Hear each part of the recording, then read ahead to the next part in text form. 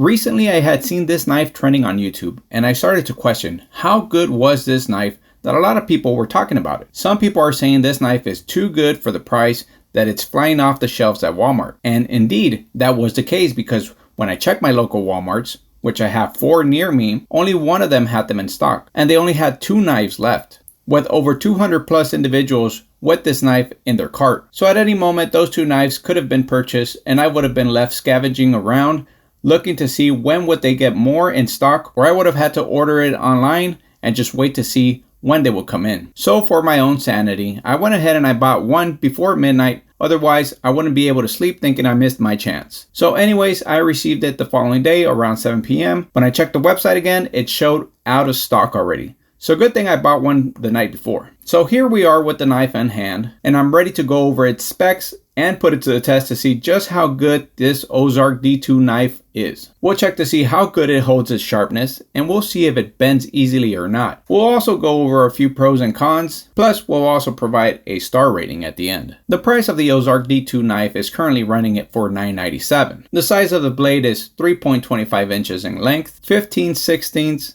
of an inch in height, and between 1/16 and 1/8 of an inch in width. The size of the handle is 4.25 inches in length, about 1 inch in height, and about 1/2 inch in width. When opened, the knife measures about 7.5 inches in length. The knife is made of D2 high carbon steel blade, which is a tougher and more durable steel that can hold its edge much longer. So you don't have to sharpen it as often as with other soft steel blades. However, because it's a tougher steel, it would just be a bit more challenging to sharpen. But regardless, it is still a great steel. Now this has an injection handle which feels a little cheap, a little plasticky, but it's still not so bad. You're still able to get a good grip of it. Plus, it's understandable that they were trying to save some money by using a more inexpensive option for the handle to put the money on the steel blade instead. You can always swap out the handles or get some custom made ones if you'd prefer. I honestly thought that the handle was going to be a brighter orange, just how it looks online, but once it came in, I noticed that it was a bit dull, but that's okay. It's still easy to spot the knife if you drop it around in the grass or camping, or if you put it in a toolbox. The color still helps it stick out. Now you get a belt clip or a pocket clip, and it's positioned to where you're able to pull out the knife and easily open it up.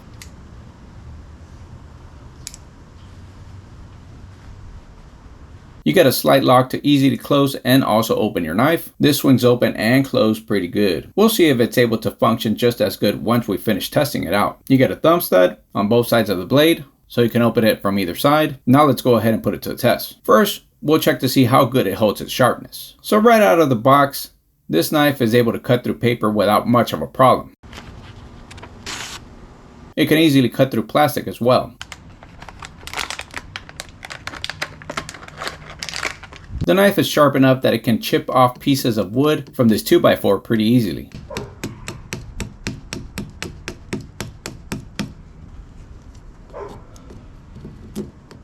We'll run the knife several times across the 2x4 to try to see if it dulls the knife or not.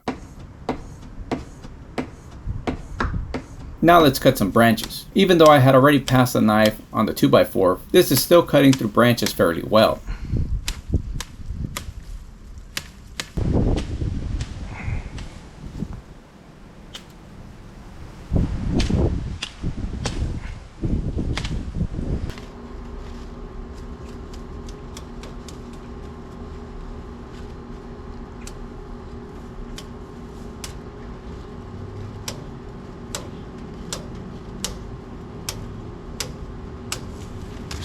Some cheap steel usually dulls pretty quick as soon as you start to use it, but this shows that the knife is holding an edge pretty good. It's still able to cut through rope without a problem. And now let's run the paper test again, and you can see that the blade is still able to cut through the paper. That is actually impressive. Now let's see how the tip of the blade holds up. This easily goes through a plastic bottle. As we drop the knife onto a 2x4, this goes through it as well without a problem. Now let's really put that tip to the test and see if it bends or not by doing a little bit of knife throwing. Now I'm no professional knife thrower, and I'll be the first to admit that. I'm pretty bad at it. But in this case, it's a good thing when I miss having the knife puncture the tree, because I'm also putting the handles to the test to see if beating them up onto the tree will break them or not. So let's see how the handles hold up after the test as well. So the tip of the knife is still pretty straight, but you can see a little wear and tear on it. The handles, well, they held up too. Sure, it got scratched up, but I was throwing this knife with force. At least they didn't break off. So if you drop it to the floor, the handles shouldn't break easily. They'll probably just get scratched up a little. So good job on the handles holding up. After throwing the knife, chopping some branches, cutting pieces of 2x4s, the knife is still holding up pretty good. Last test after all the beating on it is the quick bend test to see how it holds up. If you bend it hard enough, you can definitely break it, but even other knives that cost more than $10 have that problem as well. So this knife is holding up pretty good, and it's still able to open and close without much of a problem. Yes, it bends a little, but it's still holding up. I do see a little wear and tear on the blade after the testing,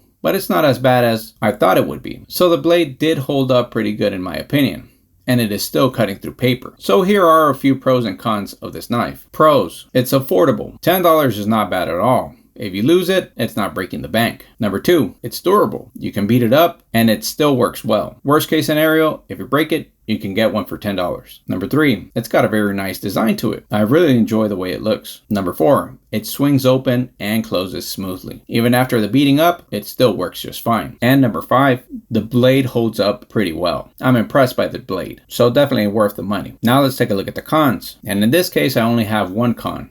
And that is that Walmart runs out of this knife pretty quick, so get one as soon as possible. That's the only con I have. So I give this knife a 4.5 out of 5-star rating. The reason I give it a 4.5 is just because of the handles. They still feel a little plasticky, but hey, what do you expect for $10? So let me know if you agree with my thoughts about this knife.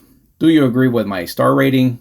Do you have one of these knives? And if you do, what do you rate it? And what do you think of it? Let me know in the comment section. That is all I have for y'all today. I hope you enjoyed this video, and if you did, don't forget to hit that like and subscribe button. Thank you so much for your time, and I'll see you in the next video.